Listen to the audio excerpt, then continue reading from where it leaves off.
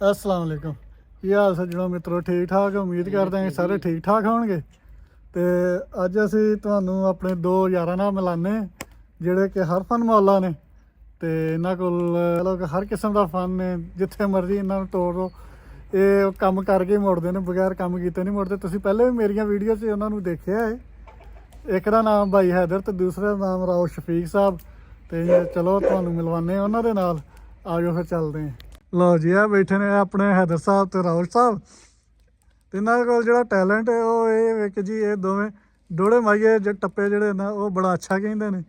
ਤੇ ਇੱਕ ਹੈਦਰ ਸਾਹਿਬ ਜਿਹੜੇ ਨੇ ਉਹਨਾਂ ਦੇ ਕੋਲ ਟੈਲੈਂਟ ਹੈ, ਉਹ ਡੋੜੇ ਵਾਵਾ ਕਹਿ ਲੈਂਦੇ ਨੇ।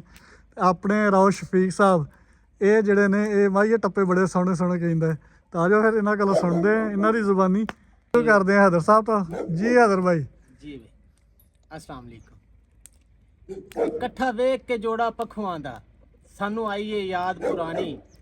ਉਹ ਵੀ ਰੋਤਾ ਹੀ ਜ਼ਖਮੀ ਨਿਤ ਮਿਲਣਾ, ਨਾ ਸਿੱਖ ਸਜਣਾ ਦੀ ਲਾਣੀ। ਹਾਏ ਹਾਏ ਤੇ ਹਾਏ। ਉਹਨਾਂ ਨਿੱਕੇ ਜਿਹੇ ਸੱਦ ਤੂੰ ਭੱਜ ਪਵਣਾ, ਹਾਂ ਨਾ ਵੇਖਣਾ ਕੱਪਰ ਤੇ ਪਾਣੀ। ਓਏ ਹੋਏ ਕੰਡੇ 6 ਪੈਰਾਂ 'ਚ ਲੱਗ ਵੰਜਣੇ, ਜੁੱਤੀ ਢੋਲ ਨੂੰ ਯਾਦ ਨਾ ਰਾਣੀ। ਓਏ ਹੋਏ ਹੋਏ ਹੋਏ ਹੋਏ ਹੋਏ।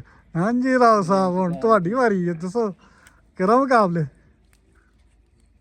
ਕੋਈ ਜੋੜੀ ਟਾਇਰਾਂ ਦੀ, ਕੋਈ ਜੋੜੀ ਟਾਇਰਾਂ ਦੀ, ਤੇ ਆਸਾਂ ਰੱਖੀਆਂ, ਗੱਲ ਬਣ ਗਈ ਗੈਰਾਂ ਦੀ। ਆਏ ਹਾਏ ਹਾਏ। ਅੱਗੇ ਮੇਰਾ ਸੱਜਣ ਹੋ ਕੇ ਗੱਲ ਗੈਰ ਦੀ ਮੰਨੇ, ਮਰ ਵੈਸਾਂ ਐਸੇ ਅਰਮਾਨ ਵਿੱਚ। ਮੁੜ ਹੱਥ ਮਲਸੇ ਮੈਂ ਭੁੱਲ ਗਿਆ, ਮੇਰਾ ਕੋਈ ਨਹੀਂ ਸੱਜਣ ਜਹਾਨ ਵਿੱਚ। ਤੇ ਮੈਂ ਤੂੰ ਹੈਦਰ ਗਲਤੀ ਹੋ ਪਈ ਏ, ਹਾਂਜੀ। ਕੀ ਹੁਸਨ ਵੈਣ ਜ਼ੁਬਾਨ ਵਿੱਚ। ਵੈਸੀ ਕਬਰ ਖੜੀ ਵਿੱਚ ਕਬਰਾਂ ਦੇ, ਵਦਾ ਲਬਸੇ ਤੂੰ ਗੁਸਤਾਨ ਵਿੱਚ। ਓਏ ਹੋਏ ਹੋਏ ਹੋਏ। ਆਇਓ ਇਸ ਮੁਕਾਬਲੇ ਤੇ ਆਓ ਨਾ ਜ਼ਰਾ ਹੁਣ।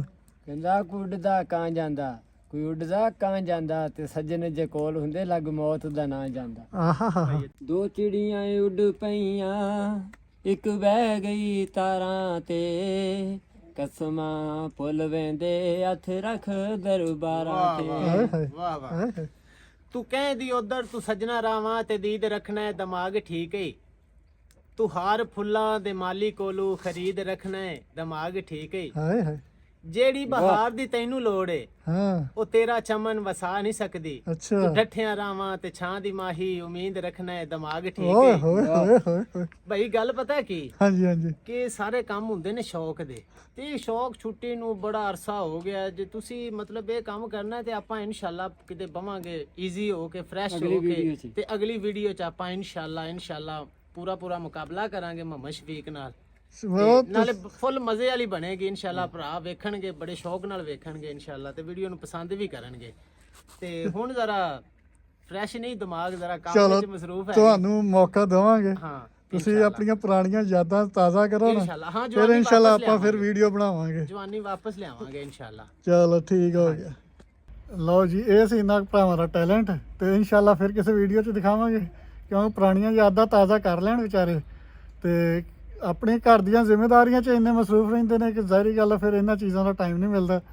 ਇਹ ਸ਼ੌਕ ਦੀਆਂ ਗੱਲਾਂ ਹੁੰਦੀਆਂ। ਤੇ ਜਦੋਂ ਤੁਹਾਨੂੰ ਵੀ ਪਤਾ ਜ਼ਿੰਮੇਵਾਰੀ ਘਰ ਦੀ ਹੋਵੇ, ਫਿਰ ਕਾਫੀ ਕੁਛ ਜਿਹੜਾ ਸ਼ੌਕ ਆਪਣੇ ਭੁੱਲਣੇ ਪੈਂਦੇ ਨੇ। ਤੇ ਸਾਨੂੰ ਦਿਓ ਇਜਾਜ਼ਤ, ਫਿਰ ਇਨਸ਼ਾਅੱਲਾ ਮਿਲਾਂਗੇ ਤੁਹਾਡੇ ਨਾਲ ਅਗਲੀ ਵੀਡੀਓ 'ਚ। ਤੇ ਖੁਸ਼ ਰਹੋ, ਆਬਾਦ ਰਹੋ। ਚੈਨਲ ਨੂੰ ਕਰ ਦਿਓ ਸਬਸਕ੍ਰਾਈਬ, ਤੇ ਵੀਡੀਓ ਨੂੰ ਕਰ ਦਿਓ ਲਾਈਕ ਔਰ ਸ਼ੇਅਰ। ਅੱਲਾ ਹਾਫਿਜ਼।